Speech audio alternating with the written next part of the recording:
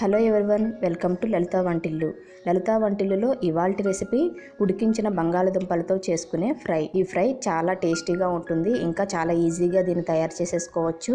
రసం ఇంకా పప్పుచారు అన్నంలోకి ఇది చాలా పర్ఫెక్ట్గా ఉంటుంది. సో ఇప్పుడు దీన్ని ఎలా తయారు చేయాలో చూసేద్దాం.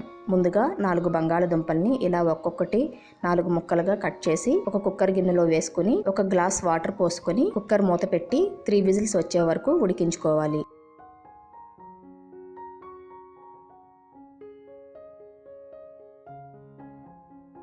ఇది ఉడికిన తర్వాత ప్రెషర్ అంతా పోయిన తర్వాత మూత తీసి ఈ బంగాళదుంపలకున్న పీల్ అంతా తీసేసుకోవాలి. ఈ విధంగా పీల్ తీసుకున్న తర్వాత దీనిలో రుచికి సరిపడా ఉప్పు, ఇంకా 1 టేబుల్ స్పూన్ కారం, 1 టీ స్పూన్ పసుపు వేసుకొని ఒక ఫోర్క్ తో గానీ లేదా స్పూన్ తో గానీ వీటిని కొంచెం కచ్చా పచ్చాగా మ్యాష్ చేసుకోవాలి. మరీ మెత్తగా చేసుకోవద్దు, కొంచెం కచ్చా పచ్చాగా వీటిని మ్యాష్ చేసి పక్కన పెట్టుకోవాలి.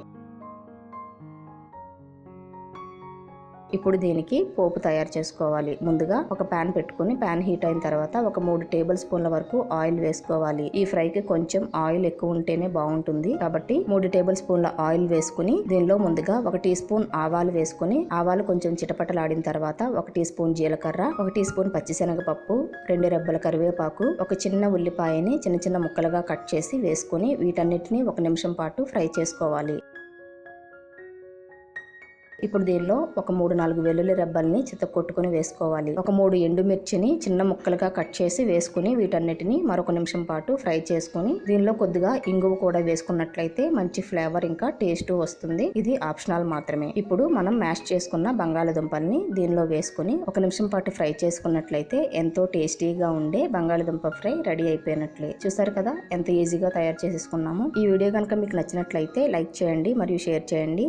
ఇలాంటి మరిన్ని టేస్టీ రెసిపీస్ కోసం మా ఛానల్ని సబ్స్క్రైబ్ చేసుకుని పక్కనే ఉన్న బెల్ ఐకాన్ని కూడా క్లిక్ చేయండి.